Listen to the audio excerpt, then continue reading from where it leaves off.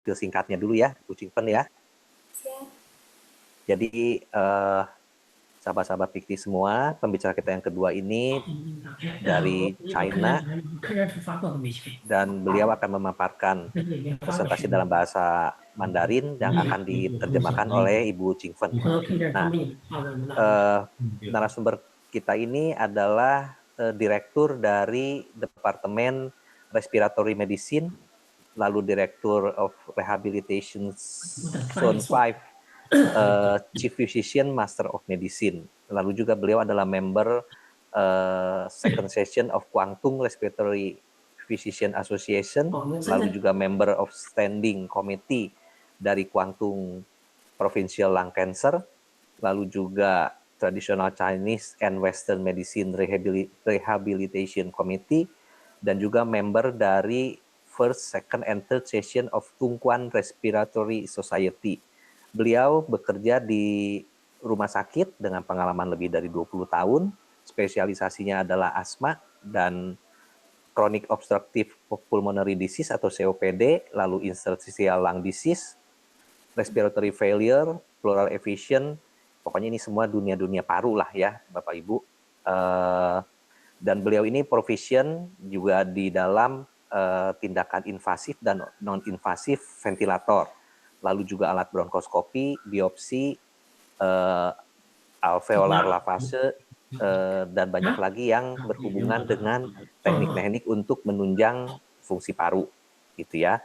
Nah, kepada Bu Chingfen, sampaikan salam dari kami semua untuk Dr. Chow, dan boleh memulai presentasinya, silakan.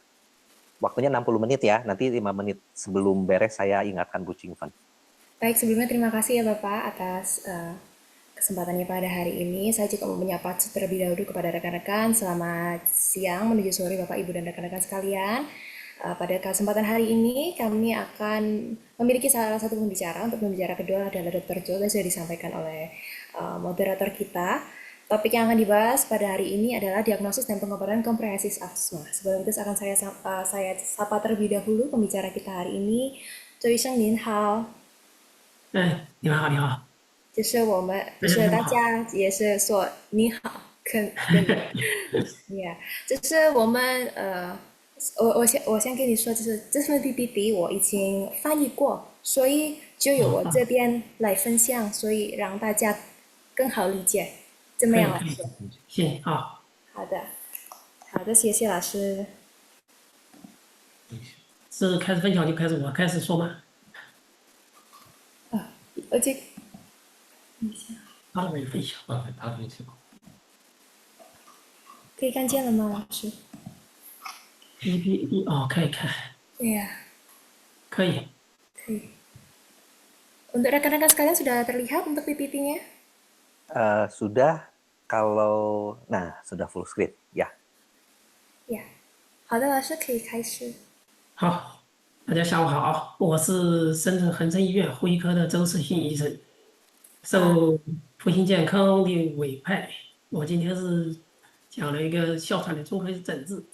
听到刚才这位老师讲课呢，其实我的很多内容呢跟他是有是比较接近，有一部分是接近的，但是我这个课件做的相对的比较简单，是基于接到还有我们中华医学会的哮喘自治治，结合我们平时工作的一些经验和习惯做了一个 PPT 啊。现在我就开始讲了啊。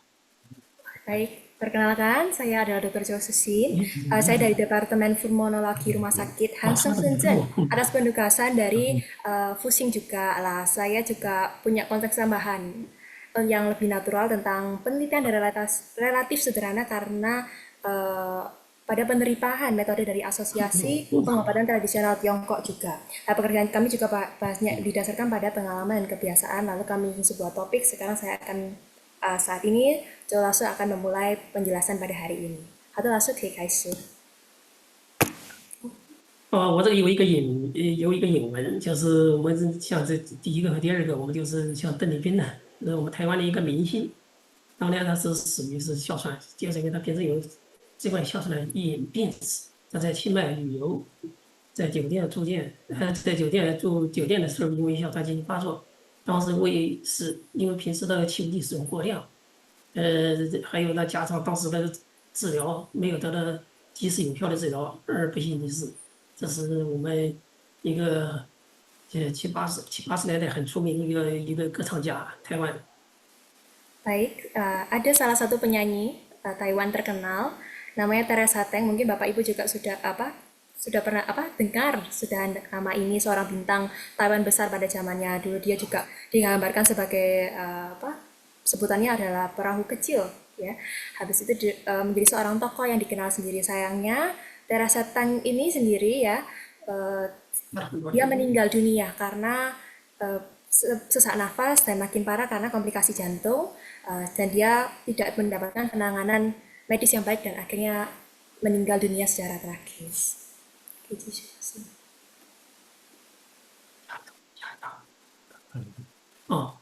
第二个呢，这个也是我们台湾的一个电影演员，另外是第一个驾车飞越黄河的人，叫柯受良。他也是2003年因为在上海住酒店，因为喝酒太多诱发哮喘，当时因为也是诊治不及死亡。我做这两个人这两个明星的引用呢，就是说明就是介绍一下我们哮喘可轻可重，哮喘有的很轻，症状明显或者是进行有些咳嗽，有一些症状很重，甚至几分钟就会出现一个急重症哮喘引起死亡。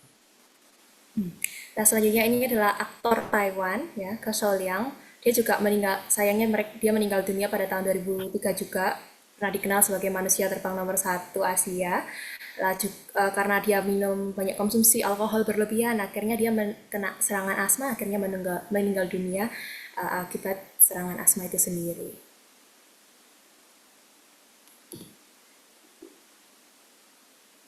哮喘是一个高发病，是我们呼吸科的一个非常常见的慢性气道炎的一性疾病。它是由多种细胞和细胞因子参与组成的一个气道慢性炎症。也就是说，它的这个主要的一个病理生理就是一个气道慢性炎症。这种气道慢性炎症这一方面呢，是导致了一个气道高反应，并且引起的反复发作性的喘息、气急、胸闷、咳嗽。不典型者可以因为仅以咳嗽或者胸闷为主要的临床表现。主要是在夜间或者清晨发作加剧，通常出现了广泛多发的可逆性的气流受限，而且多数患者可以自行缓解或者经过治疗缓解。Oke, pada topik saat hari ini kita akan membicarakan tentang asma bronkial. Seperti yang kita tahu sendiri, asma bronkial sendiri itu adalah penyakit kronis saluran nafas yang melibatkan beberapa jenis sel.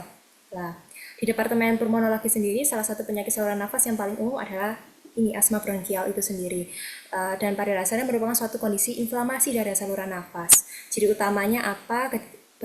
Gejalanya itu berulang seperti mengis, sesak nafas, rasa tertekan di dada atau batuk, dan gejala umumnya muncul pada malam hari atau dini hari, serta biasanya disertai dengan penyempitan aliran udara yang luas, bervariasi dan reversible, dan ini biasanya gejalanya secara spontan. Namun sebagian lainnya melakukan harus dengan penanganan pengobatan lebih lanjut.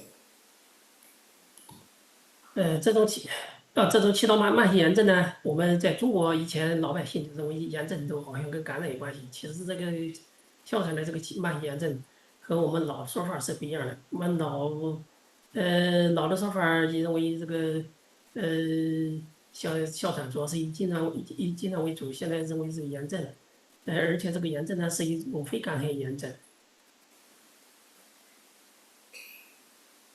Selanjutnya adalah kita ada teori untuk peradangan pada asma. Dahulu masyarakat umum itu tidak melakukan verifikasi sehingga tidak mengaitkan hari ini dengan infeksinya. Sebenarnya metode verifikasi melanjutkan ini berbeda dengan pandangan lama. Pandangan lama itu teori kejang pengobatan berulang untuk meredakan kejangnya itu sendiri lah. Untuk perkembangan baru itu kita menggunakan teori peradangan, yaitu hakikat asma peradangan yang satu ini bukan peradangan yang dimaksud peradangan itu. Maksudnya peradangan asma ini tidak sama dengan peradangan yang biasanya kita dengar di luar, bukan seperti infeksi seperti itu, Bapak Ibu. 那这种炎症呢，一般是以非特异变异炎症为主，以四川性细胞疾病为主。吸入糖制品激素为主。发作期呢，需要快速缓解器的剂量加上抗炎。缓解期呢，我们进行长期抗炎治疗。而且这种炎呢不是抗感染。我们以前说的个炎症，中国老百姓你心目中炎症就是跟感染有关，其实指特性炎症就感染相关，叫红色肿痛，中心淋巴基因为主的。等一下，老师，我很抱歉，就是可以说话比较慢一点，也是有点大一点，可能我的什么中文是有点还是不太那么好的，所以可以慢慢还是有大声一点。不好意思哈，不好意思啊，老师，真的不好意思。不好意思。好的，可以再来一遍了，老师，刚刚的。我们就说这一种炎症呢，就是一种非特异性变性炎症，以四川淋巴基因云为主。我们治疗上也是以吸入性激素和常规抗炎治疗。Oke, jadi pada dasarnya ada peradang yang tadi barusan kita jelaskan tentang hakikat asma itu sendiri. Lah peradangan ada dua jenis yaitu inflamasi atau karena infeksi. Lah peradangan ini merupakan jenis peradangan non spesifik yang bersifat variatif ya Bapak Ibu. Dalam hal pengobatan itu ada terapi utamanya menggunakan corticosteroid kalau inflamasi. Kalau infeksi sendiri pengobatannya pakai anti infeksi terutama dengan antibiotik. Begitu. Adalah sih. 我们下一页这个就不说那么多。下面说那个哮喘的病因和发病机制。其实病因我们分一个遗传因素，一个环境因素，就是一个先天，一个后天。先天有是属于一个家族性多基因遗传，后天跟我们接触过敏源啊、变异源，还有冷空气啊，还有药物啊，还有一个动物毛发这些有关。Untuk apa sih penyebabnya dari asma itu sendiri? Lah ada juga penyebab itu dari penyebab faktor genetiknya, ada faktor lingkungannya, zat yang terhidup itu apa, infeksinya apa, makanan dan obat-obatan yang berpengaruh apa, perubahan iklimnya juga itu apa. 现在提到这个过敏源变异源就是非常非常多，就是我们一会儿下一页那个 PPT 就显示的，我们有一个诊断标准的第一条就是跟哮喘的发作与接触接触变异源、冷空气、理化因素、感染这相关因素，就跟这个后天我们刚才说的这个后天的环境因素相关。Untuk mekanismenya sendiri itu ada mekanisme sebelum semuanya jelas, namun umumnya diyakini bahwa asma sendiri itu karena hipersensitivitas alergi itu sendiri pada dengan saluran nafas, peningkatan reaktivitas saluran nafasnya sendiri sama faktor-faktor neurologis itu sendiri. 为什么强调这个环境因素？一会儿牵扯到我们这个治疗方面，也会有一个很重要的一个哮喘的患者教育和环境因素的控制，是对我们的哮喘的诊治来说是一个非常重要的环节。Jadi untuk bagian yang paling penting sendiri itu ya tadi lagi adalah infeksi. Jadi karena infeksi di saluran nafas, dimana untuk sekarang sendiri materi untuk secara teknologi sendiri itu terutama edukasi kepada pasien itu harus semakin diperdalami, apalagi pada faktor lingkungan. Hal ini merupakan bagian yang paling sangat krusial dalam perbaikan materi pengenalan kepada masyarakat. 下一步老师。下一个。这个就是我们一个哮喘的一个慢性炎症的一个病理设计表改变，就是我们，这个就不说那么多吧，因为这个就是我们刚开始的时候，它这个结构被改变不是太重，随着这个慢性炎症持续增加，然后它的这个气道重构就出现了结构性的改变，然后它这个对激素的效应反应越来越差。Oke. Jadi ini kita nggak perlu terlalu bahas terlalu dalam karena ini cuma intinya adalah bagaimana proses pengembangan inflamasi asma itu sendiri, bagaimana dari waktu ke waktu pastinya akan ada perubahan yang biasanya sedikit memburuk begitu. 这是就是我们中华医会颁布的一个哮喘的一个诊断标准，是分了5大条。我就第一条呢，就是我们刚才说的，刚才反复发作性的喘息、气急、胸闷、咳嗽。多于接触变异源、冷空气、理化因素啊、病毒感染、运动有关。第二个呢，就是发作及部分未控制的慢性持续哮喘，可闻其散在或者弥漫性的哮鸣音，呼气性延长。第三个呢，就是上述症状可以经过治疗或者自行缓解。还有一个呢，就是症状不典型者，有符合我们做肺功能像支气管激发实验或者运动激发实验阳性，支气管舒张实验阳性，是呼吸流量 LPF 变异率大于20%，这3个指标中的任何一个。第5个就是我们要除外其他疾病可能引起的，刚才说的像喘息、以及胸闷、咳嗽，符合刚才那个5条中的1到4条，或者是4到5和4和5都可以诊断这个哮喘。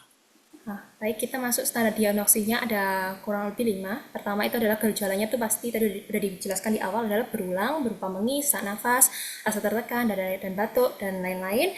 Setelah itu selama serangan atau pada asma persisten kronis ini sendiri yang terjadi sepenuhnya terkontrol dapat terdengar bunyi, mengis, tersebar, atau menyuruh dengan fase ekspirasi yang memanjang. Gejala-gejala ini biasanya secara spontan atau membaik setelah pengobatan. Gejala fisiknya itu bisa dilihat secara tanda penginya atau tanda fisik yang jelasnya, bisa dilakukan tes provokasi bronkus, latihan fisik, tes bronkodilator, habis itu ada variasi hariannya itu berapa, pokoknya PEF-nya tadi kita juga seperti pembicara pertama ya, yang bisa menentukan dianya terjangkit adalah bisa lebih dari 20%, tadi dikurang dari 25% ya Bapak Ibu. Untuk yang nomor 5 adalah apa kemungkinan penyakit lain yang dapat menyebabkan mengi, rasa sesak di dada dan batuk. Nah, diagnosis asma ini bisa ditegakkan kalau tadi nomor 1 dan 4 itu memenuhi atau kriteria 4 dan 5. Kok bisa? Ada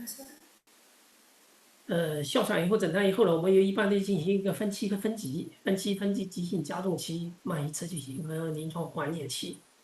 我们现在其实是你提到加重期呢，很多就是住院或者是门诊经过门诊治疗。当然，平时哮喘里是最常见的，也就是措施治疗，这个慢性持续性的哮喘是比较多的。所以我们我把这个课件是专门做了一个叫慢性持续的哮喘分级的一个图片放在这个 PPT。Nah, baik untuk secara ini penjelasannya sudah saya tampilkan di dalam PPT bagaimana analisis berdasarkan tahap penyakitnya, bagaimana mencakup fase atau eksagerasinya, fase kronisnya berkelanjutan, fase dugaan klinisnya itu bagaimana. Yang kami tampilkan sekarang ini ya adalah fase eksaserbasi yang paling umum terjadi, yaitu pada pasien rawat inap atau rawat inap yang menjalani pengobatan. Pokoknya umumnya tindakan pengobatan yang paling sering diterapkan adalah yang ditunjukkan untuk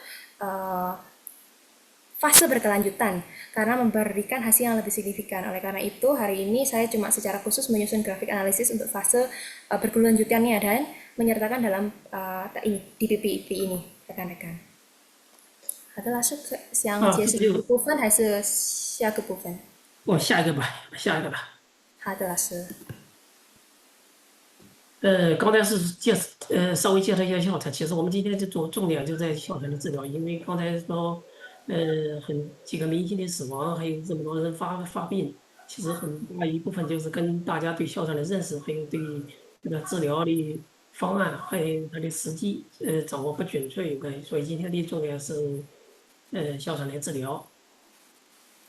Nah, tadi kita sudah tahu bagaimana mengetahui gejala penyakitnya, apalagi apa diagnosisnya dan lain-lainnya. Tapi pastinya yang paling mohon maaf karena sebagian itu kita harus lebih mengenal bagaimana terapinya dan bagaimana tujuan pengobatannya. Atau langsung. 我们这个第一个呢，就是个治疗的目标达到什么？就是一个要有效的控制急性发作的症状，并维持最轻的症状，甚至没有任何症状。第二个呢，防止哮喘进行加重。第三个呢，尽可能使肺功能维持在接近正常的水平。第四个呢，就是保持正常的活动，包括运动的能力。然后第5呢，就是避免哮喘药物的不良反应。第6就是防止发生不可逆的气量受限。最重要的当然是防止哮喘死亡，降低哮喘的死亡率，这是我们基本的哮喘的治疗目标。Baik, secara tujuan pengobatan kita ada Ada beberapa. Yang pertama itu adalah mengendalikan gejala serangan akut itu sendiri secara efektif dan mempertahankan gejala seminimal mungkin. Nomor dua, mencegah perburukan asma itu sendiri. Setelah itu, menjaga fungsi paru terdekat mungkin dengan tingkat normal. Habis itu kita mempertahankan kemampuan untuk melakukan aktivitas normal. Bisa boleh olahraga, termasuk olahraga ya. Menghindari efek samping dari obat asma itu sendiri, mencegah terjadinya penyempitan saluran nafas yang tidak dapat dipulihkan, dan yang paling penting, paling utama adalah mencegah kematian akibat asma dan menurunnya angka, dan bagaimana kita menurunkan angka kematian akibat asma itu sendiri.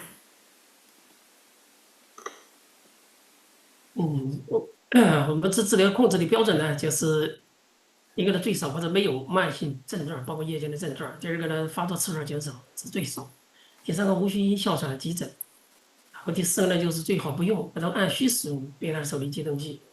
有的是没有活动性受限，然后 PFA 变异率小于20%，或者呢 PF 正常或接近正常，然后呢，让它最好是最少，或者没有药物的不良反应。这个就这吧。 Nah, standar pengendaliannya itu sendiri itu adalah satu, ada gejala kronis minimal mungkin atau bahkan tidak ada sama sekali, termasuk gejala pada malam harinya. Nomor dua, frekuensi kambuhan dari atau serangan seminimal mungkin, tidak perlu kunjungan lagi ke unit gawat darurat. Nomor tiga, nomor empatnya sendiri sebaiknya tidak perlu penggunaan obat darurat yang berlebihan karena bisa mempengaruhi daya tahan fisik pasien itu sendiri. Yang nomor lima, jika pasien mengalami keterbatasan aktivitas, maka mohon maaf, maka variabilitasnya laju aliran ekspiratif pusat ya itu seharusnya juga yang nomor 6 itu harus kurang dari 25% lah. Ada nilai PF-nya harus normal. Habis itu nomor 8 itu kita lihat efek samping obatnya. Kalau bisa seminimal mungkin. Kita harus jadi paling efektif bagaimana menghindari alergen penyebabnya, prinsip pengobatannya bagaimana. Dan harus disesuaikan untuk terapi jangka panjang. 我想介绍一下哮喘，我们常用的一个药物治疗的常规药物治疗所需用的药物吧。第一个呢就是控制力的药物，控制力药物我们包括一般这个像吸收性的糖皮质激素，然后呢长效的贝塔受体性的激动剂，长效的抗胆碱能受药物，还有一个呢缓释插碱，还有一个白山烯调节剂，另外就是也复方制剂。第二大类呢就是缓解性的药物，就我们最常用的就是短效贝塔受体激分剂，最常用的沙特安醇呐、特莫他林，然后还有短效吸入性的抗胆碱的就是沙马，就是异丙脱硝胺，还有单效的插件，以及全身包括口服和包括静脉用的糖皮质激素。还有一大类就是最近几年就重症哮喘我们附加治疗的药物，包括生物靶向治疗，还有大分类子类，像生物靶向治疗包括白细胞介素4、白细胞介素5的这个单抗。Nah, pengobatan yang selanjutnya adalah pengobatan dengan obat yang umum digunakan itu apa aja. Ada beberapa kategori jenis obat dan pasti efeknya itu bagaimana. Yang pertama ada obat pengontrol dan penggunaan jangka panjang periode pemeliharaan kronis, bukan saat serangan ya. Nah, pertama-tama juga sebelum itu saya akan memberitahukan bagaimana efektivitasnya ya. Dan ada beberapa kategori yang harus kita catat ya. Tadi sudah satu, obat pengontrol atau pengendali itu sendiri. Obat-obat ini digunakan untuk mengontrol penyakit dalam secara jangka panjang dan meliputi seperti ada di catatan ada kortikosteroid inhalasi, ada agosis reseptor beta 2, ada LEBA, habis itu obat antikoligernik, anti-leukotriene, habis itu untuk modulator untuk sistem imun sendiri, habis itu ada sediaan dalam bentuk bubuk inhalasi, dan nomor 2 ada obat pereda atau reliever medication. Obat ini digunakan untuk meredakan gejala saat serangan terjadi. Ada beta 2, SADA, ada obat antimikroba, ada kortikosteroid, dan ada antikoligenik kerja panjang, obat kombinasi seperti teofilin, kortikosteroid, dan sistemik oral ataupun injeksi. Lah, yang tadi kan ada 2 yang utama, untuk yang ketiga ini untuk terapi tambahan untuk asma berat atau obat tambahan. Lah, di sini sudah dijelaskan obat yang ditargetkan secara biologis, obat makrolida dan lain-lain. Dan itu di sini nanti ada dijelaskan tadi terapi biologis. Contoh terapi biologis itu apa? Ada anti IgE, anti IL-5 dan lain-lain. Ada obat-obatan baru seperti bahasa bahasa Mandarinnya itu Jingxipa atau Neisipa，对不对，老师？就是新的药，一个是什么老师？刚刚是 Neisipa，对不对？508，刚刚你说过。508，最后是最后吗？最后的就是新的药的，刚刚你说。最后就是我是说的是应该是就是那个是不是生物靶向治疗那个单项嘛，单抗嘛，是不是？哦，白细胞接受。不是那个内西吧？不是吧？就刚刚我定还是做了吧？对不起，老师。哦，我不知道你说的是哪个？好的，好的。那我们可以去下一部分。那个我 Baik, 们 kita 下一 aja 步 simak sampai 可以。obat tambahan ya, Bapak Ibu. 好的，老师。等一下。这就具体介绍每一类的药吧。就是最常用的就是个糖皮质激素，糖皮质激素是我们最有效的抗变态反应的炎症性的药物，包括吸入性的口服，还有口服和静脉应用。它的局部抗炎作用比较强，药物呢可以直接作用于呼吸道，所需剂量比较少，产生不良反应比较少，这是吸入药物的一个优势。所以我们哮喘包括慢阻肺其实吸入性糖皮质中是相对来说是比较多，比较认可。Baik. Maaf. Nah, ini untuk yang nomor satu obatnya itu apa yang dijelaskan. Yang nomor satu kortikosteroid ya. Kortikosteroid adalah obat paling efektif untuk mengatasi peradangan akibat hipersensitivitas alergi. Cara pemberian meliputi inhalasi secara oral dan obat inhalasi sendiri memiliki beberapa keunggulan ya Bapak Ibu. Pertama ada efek antiinflamasinya itu lokal yang kuat. Dosis obatnya juga yang dibutuhkan itu relatif kecil.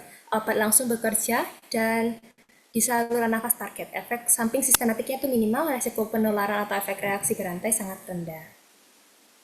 我们口服或者是全身用的一个静脉用的一个激素呢，把这个全身激素呢，其实主要用于中重度或者是重度，也是哮喘控制不佳，这是或者慢性持续哮喘长期控制不好的人，用于这些患者身上。刚刚你说是，对不起老师，我现在就分把我这个全身用的激素，包括口服或者静脉用的一个激素，它的用于比较中重度或者重度的哮喘以及慢性持续哮喘它个控制不佳的患者身上。Oh, ada. Baik, terapi ini terutama ditujukan untuk berbagai jenis pasien ya, khususnya untuk yang mengalami kontrol asma yang buruk. Ini mencakup pasien yang asmanya terus-menerus, kambuh dan sulit sembuh, serta mereka yang tidak mendapatkan kontrol jangka panjang yang efektif atas penyakitnya itu sendiri. Nah, fokus utama pengobatan adalah pada kelompok pasien yang seperti ini ya Bapak Ibu, yang memang kontrol untuk asmanya sendiri buruk. Oke, 去下一部分老师。可以，下一部分。Baik, bisa dibaca ya Bapak untuk Bapak Ibu untuk dosis-dosisnya dan beberapa lama konsumsinya. 第二大类呢，就是贝塔受的一些激动剂，我们分长效和短效。贝塔受的激动剂短效最常用的就是一个沙特安醇，一个特普达林。像长效流比较常用的一些福莫特罗和沙美特罗。Nah, untuk yang jenis kedua itu ada alkosis reseptor beta 2. Ini kita bisa lihat dari waktu mulai bekerjanya. Ada yang ada kerja pendek, ada kerja panjang, ada cepat, lambat itu. Dan beberapa contohnya ada salbutamol, formoterol, beta-latin, dan lain-lain. 第三大类就是茶碱类，我们这一类药呢，主要有舒张支气管平滑肌，另外有强心利尿、扩张冠脉、冠状动脉、兴奋呼吸肌和缓解呼吸疲劳等作用。在我们中国基本上有三大类，一个氨茶碱，一个二羟苯茶碱，还有一个叫多溴茶碱。多溴茶碱的疗效和氨茶碱相同，但不良反应较少。Baik, yang nomor 3 jenisnya adalah theophylline. Theophylline sendiri bekerja untuk di otoporos bronkus itu sendiri, memperkuat kerja jantung, bersifat diuretik, melebarkan arteri koroner, serta merangsang pusat pernafasan dan otot pernafasan. Nah, dan pada konsentrasi rendah, theophylline juga memiliki efek antiinflamasi dan mengatur sistem imun ya Bapak Ibu. Nah, ada dua jenis, adalah dengan cara diminum pemberian secara oral, dan pemberian secara intravena. Ada jenisnya adalah doxorubicin ini memiliki efek yang sama dengan aminofilin, tetapi dengan efek samping yang lebih ringan. 我们下一章吧，我们介绍药就介绍快一点是吧？好的，老师。第四大类就抗弹键能力，抗弹键能力我们有一个短效的就异丙酮氰胺、长效有赛托氰胺，还有乌梅氰胺这种之类，它可以阻断那个结核的迷走神经传出质，可以降低迷走神经张力而舒张支气管，这是第四大类。 Ini untuk nomor 4 obat antikolegarnik ya Bapak Ibu. Ini yang obat antikolegarnik ini inhalasinya kerjanya untuk kerja pendek seperti impratonium, bromida, dan kerja panjang seperti tiotropium, bromida, dan lainnya. Nah, ini bekerja lebih cepat dan efektif pada pasien yang usianya lanjut. Dan 好的，老师可以继续。第五大类就是个苯三七基调节剂，我们分主要是个直氧化酶抑制剂，在我们这常用的就是那个叫什么？哎，我一下子想起来，没关系，老师。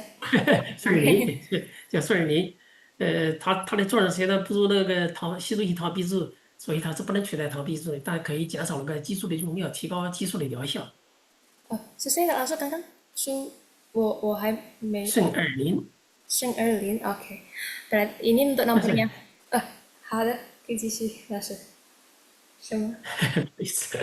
没事，好的。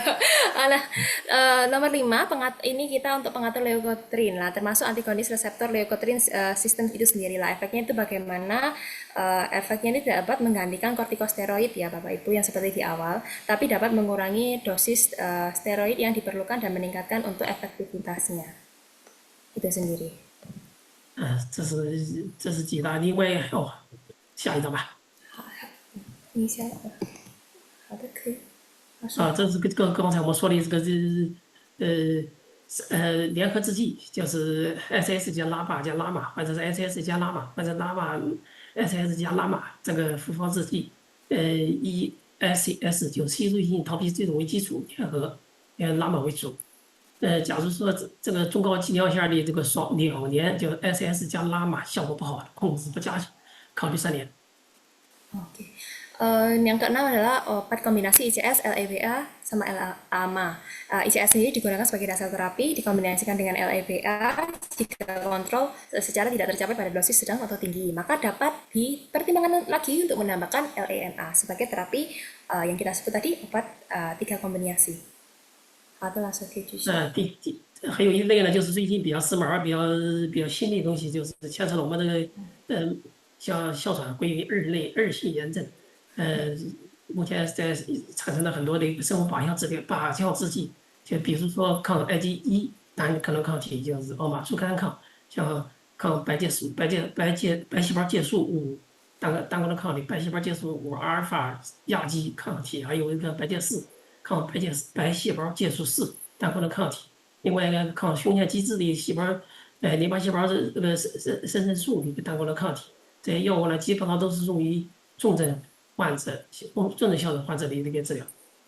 Baik, ini untuk yang terakhir ya, ini yang baru-baru ini ada itu obat target biologis yang meliputi antibodi monoklonal A. Ada jenisnya, ada anti IgE ini sendiri.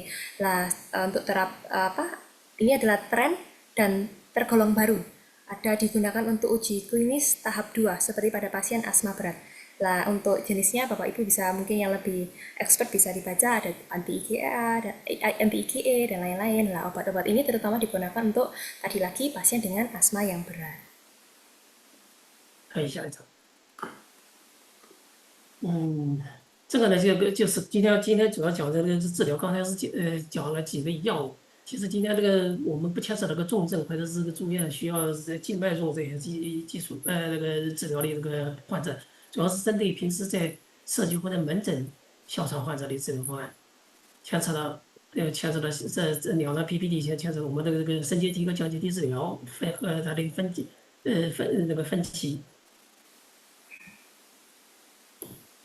Baik, ini untuk yang penjelasan ini adalah penjelasan untuk gejala dan rekomendasi terapinya sendiri. Dan itu bisa kita sesuaikan tadi seperti PPT kita sebelumnya menjelaskan tentang beberapa obat-obatan ya. Ini cuma kita menyesuaikan pasien seperti apa yang cocok dengan membutuhkan pengobatan tingkat lanjut atau seperti terapi intravena atau rawat inap jangka panjang. Fokus utama kita adalah rencana pengobatannya itu sendiri untuk pasiennya seperti apa, pasien itu ringan atau yang bisa ditangani di komunitas atau klinik jalan atau pengobatan dengan 2 jalur, pengobatan TPD, serta bagaimana tubuh merespon melalui proses terapi bertahap itu sendiri.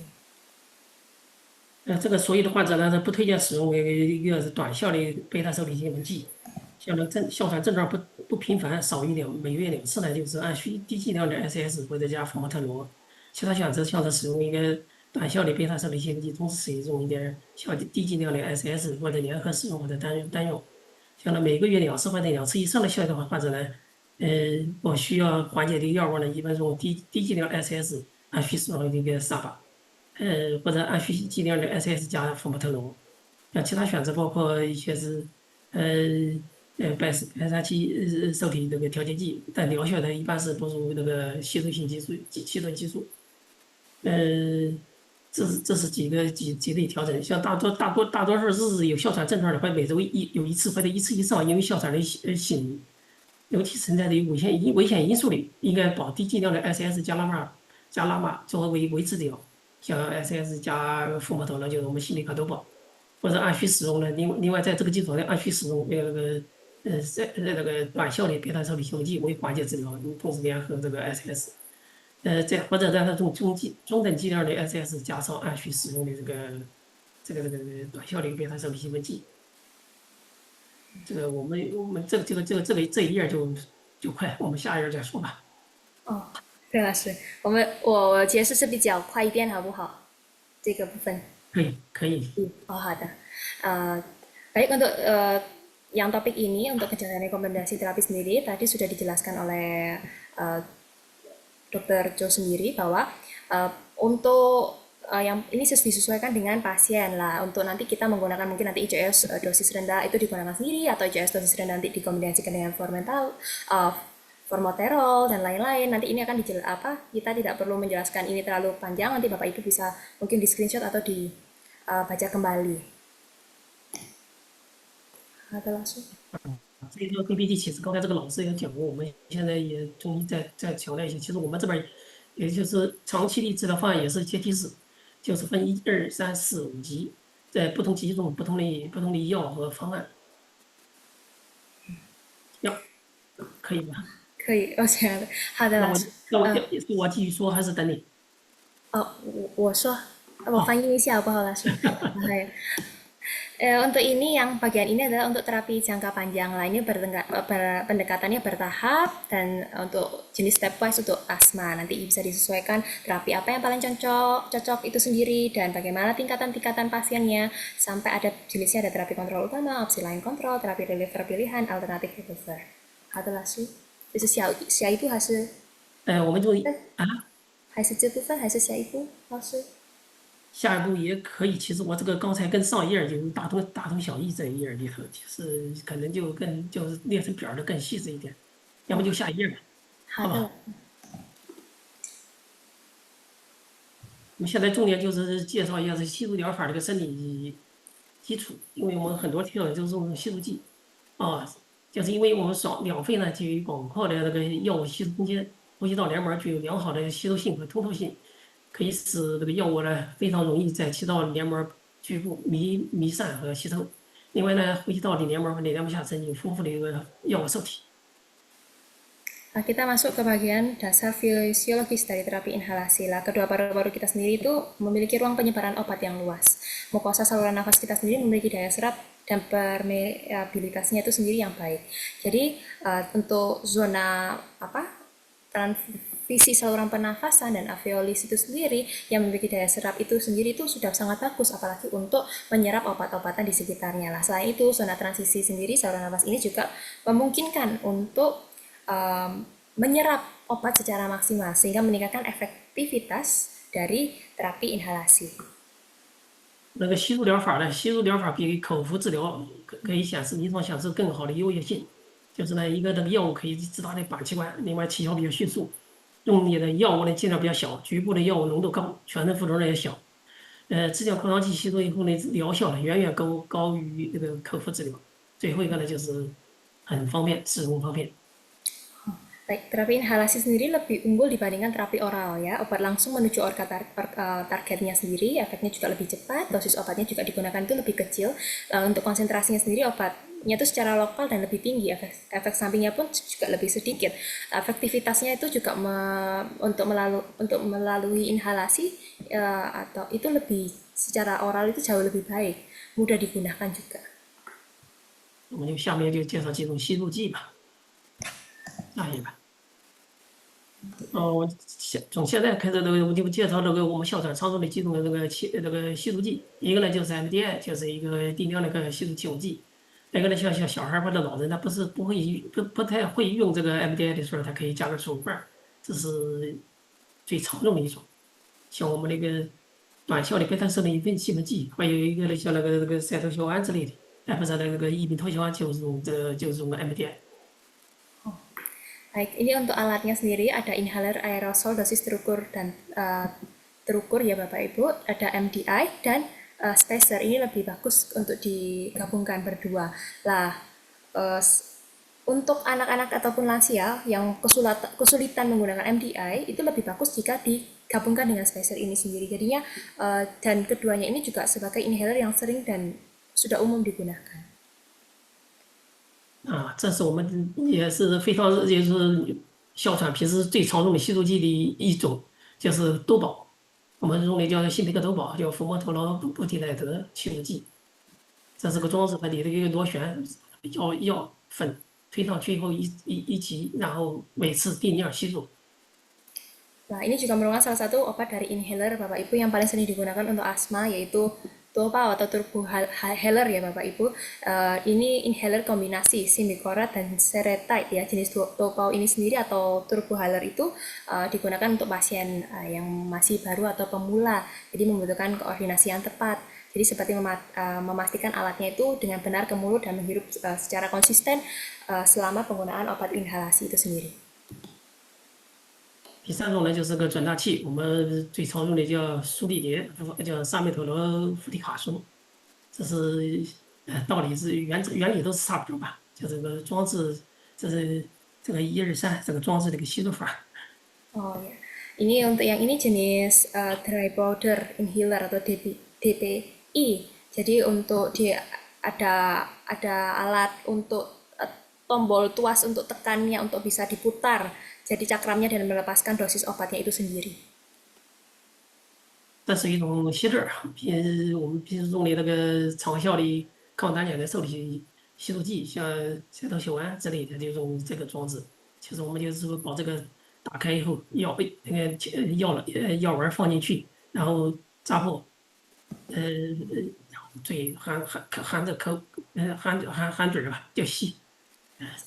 Oke. Ini yang selanjutnya apa alat handheld ya, dimana dia tuh di reseptor ada reseptornya, yaitu obatnya itu bekerja pada reseptor itu, dia dimasukkan ke saluran nafas mirip seperti alat yang bekerja di sekitar pembuluh darah. Cara penggunaannya alatnya dibuka, pasien menggigit bagian mulut alat tersebut, kemudian menarik nafas melalui mulut sambil menggigitnya dengan kuat tapi stabil, nanti bisa obatnya bisa masuk seperti itu Bapak Ibu. 这是我们临床刚才介绍，就是我们临床常用的几种吸入剂。因为我们的社区或者门诊就诊的哮喘患者用的最多的其实就是吸入性治疗的药物。像其他的那个吸入药物呢，其实还有很多种，我就没有列进去。Untuk selanjutnya untuk strategi penyusunan rencana pengobatan asma itu sendiri, kita harus melihat tingkat pengendalian gejala dan tingkat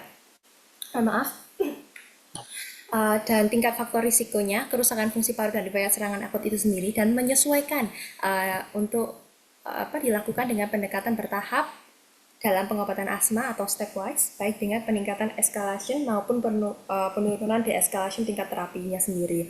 Nah, kita juga harus melihat jenis terapinya yang bagus apa, atau melakukan intervensi lain yang belum secara menyeluruh, jadi untuk mengurangi risiko serangan akut. 我们哮喘的这个策略呢，主要是针对于升阶梯和降阶梯的长期的一个阶梯性治疗。我们现在就是介绍一下我们升阶梯和降阶梯的几个注意的因素。一个呢是我们升级治疗前需要排除或者纠正下来影响哮喘控制的因素。一个呢就是像吸入药物吸入方法不正确，第二个呢依存性差。第三个，持续暴露于这个触发因素，就是个像变异源呐、烟草啊、空气污染呐、变质类兴奋剂啊，或者非甾体抗炎药。第四个呢，存在合并症所致导致的呼吸道症状或者影响的以及影响生活治疗。还有一个呢，哮喘的诊断错误，要排除这也是哮喘哮喘不控制的一些因素。把这排除以后，我们才牵涉到我们升阶梯和降阶梯、升级治疗和降级治疗的方案调整。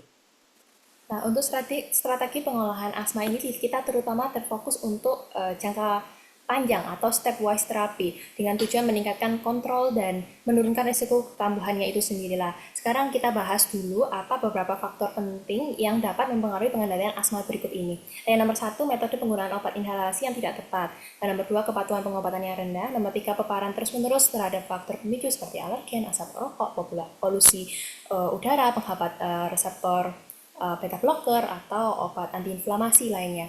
Adanya komorbiditas yang menyebabkan gejala saluran nafas ini dan yang mempengaruhi kualitas hidup pasien itu sendiri atau masyarakat itu sendiri, kesalahannya dapat membuat memperparah pasien. Dan nomor 5, kesalahan dalam diagnosis asma itu sendiri.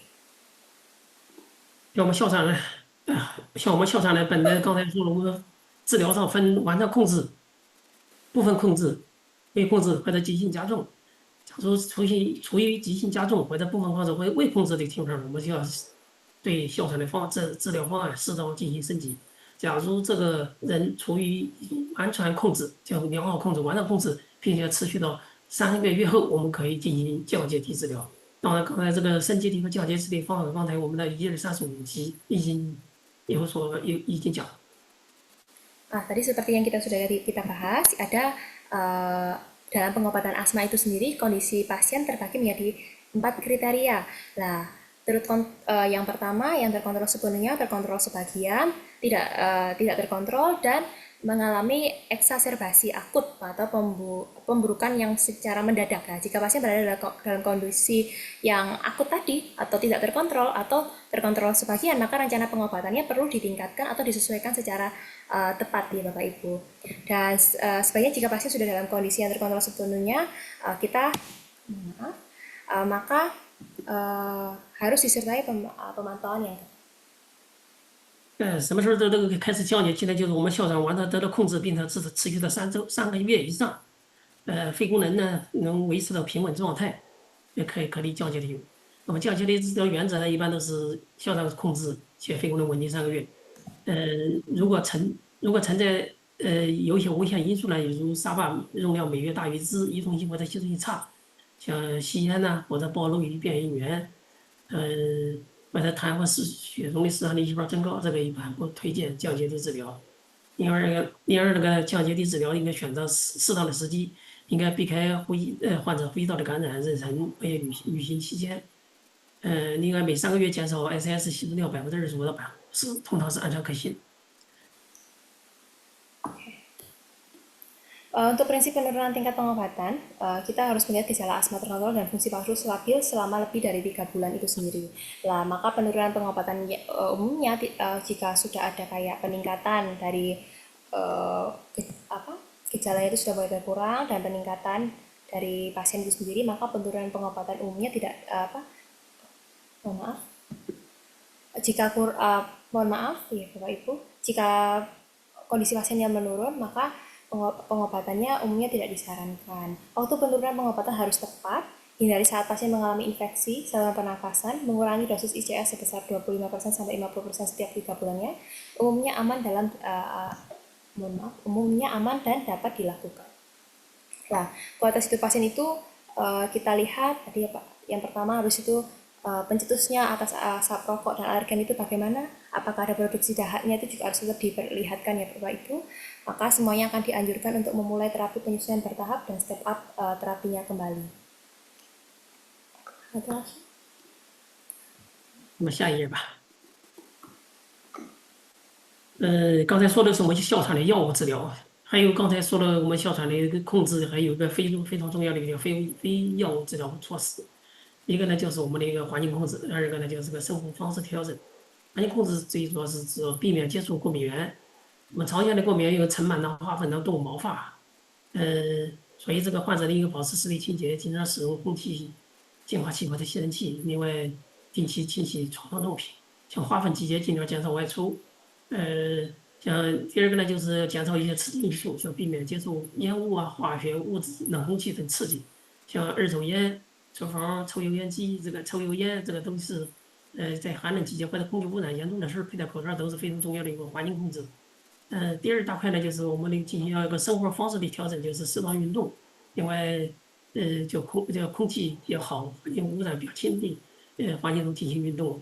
还有一个呢，就是很重要的，就是一个健康饮食，要均衡膳食，多吃水果蔬菜，保证营养摄入，作息规律。Baik, kita ada dua langkah untuk mencegah perburukan pasien itu sendiri. Yang pertama langkah non farmakologis adalah pengendalian dari lingkungan, menghindari paparan alergen itu sendiri untuk pasien. Dan kita juga harus menjaga supaya tidak ada bunga debu, serbuk sari bulu, dan serpihan kulit hewan, dan lain-lain. Pasien sebaiknya menjaga kebersihan di ruangannya itu sendiri, sering menggunakan vacuum cleaner atau penyedot tubuh, mencuci peralatan dapurnya juga secara rutin, menghindari keluar rumah saat musim mungkin kalau di sini tuh kan kayak ke bunga-bunga ya Bapak Ibu, kalau di sana kan ada musim semi ya, jadi ada serbuk sari atau saat polusi udara tinggi, menghindari paparan asap rokok, mengurangi paparan asap dari dapur seperti asap dari kompor dan lain-lain, atau polusi udara. Jadi harus menggunakan, kalau bisa itu menggunakan masker untuk keluar ruangan atau ke lingkungan yang berisiko tinggi terhadap misalnya ada tadi polusi dan serbuk sari itu sendiri. Dan yang kedua adalah penyesuaian dari gaya hidupnya sendiri. Untuk olahraganya harus disesuaikan, menghindari aktivitas luar yang sangat ada polusi tingginya, pola makannya harus sehat dan seimbang, dan menjaga semuanya itu tetap terjaga secara asupan gizinya dan rutinitas harian yang teratur seperti tidur yang cukup dan jangan begadang. 最后一个呢，就是因为哮喘是一个我们非常常见的一个气道慢性病，所以我们需要进行慢性病管理。哮喘的哮喘管理非常重要。这里头呢，就一定要建立一个良好的医患合作关系，就是患者与医生要建立长期合作，定期随访。第二个呢，要个体化差异，制定哮喘行动计划，包括自我监测啊，叫患者教育，评估的哮喘控制水平，根据症状分流数调整药物方案或者治疗方案，以及如何采取那个紧急措施。Untuk yang selanjutnya itu adalah kita bagaimana manajemen asma itu sendiri. Pertama kita harus kerjasama dengan yang namanya adanya kerjasama hubungan antara dokter dan pasien itu sendiri. Lah, pasien dan dokter itu perlu membangun hubungan kerja yang sama dan dalam waktu jangka yang sangat panjang, dan itu harus bagaimana dia harus mengelola asma atau penyakitnya dia sendiri itu secara menyeluruh, dan itu memang sangat penting. Lah, dokter perlu menjalin kerjasama jangka panjang. Habis itu harus ada kunjungan berkala, komunikasi terbuka, dan evaluasi teratur. Nah, yang kedua adalah menyusun rencana manajemen asma yang terstruktur dan ilmiah, mencakup dari pemantauan mandirinya, evaluasi tingkatan asmanya, dan menyesuaikan pengobatannya itu bagaimana, dan pembuatan rencana aksi atau action plan yang harus dilakukan kepada pasien, apakah itu gejalanya akut atau memburuk. Nah, habis itu melakukan panduan-panduan yang dalam mengambil langkah penanganan yang terbaik bagi pasien, dan ada langkah-langkah darurat juga yang perlu diambil. 好，这就是我今天的介绍。相对也比较简单，也谢谢陈老师的翻译。好，谢谢。我还是不是老师，周老师，可是我很感谢可以翻译你。然后我们可是看我们的安排的话，就是我们也是有问题的部分。可以。呀，就是我们还是等不是5分钟，10分钟。可以。也是我很抱歉，如果我翻译中的话，就是有不好的部分。哦，你翻译已经很好了，我说的声音不太清楚，而且我的普通话不是太好。没关系，老师，可能我的中文也是还不太那么够好的，可是我很感谢跟你合作，也是你也已经很支持我，很多都包含很好，吧，老很好，师。曾老师好的，翻译很好。我们 OK，来，我告诉大家好不好，老师？谢谢好，你。Baik, rekan-rekan, untuk penjelasan pemaparan materi untuk yang kedua sudah selesai. Mungkin saya terima kasih, Dr. Jo juga terima kasih atas kesempatannya pada hari ini. Dan mungkin nanti kita bisa sambung di sesi tanya jawab. Bapak Ibu, jika ada pertanyaan bisa ditulis di chat dan disampaikan langsung. Untuk sesi ini saya kembalikan kembali kepada moderator.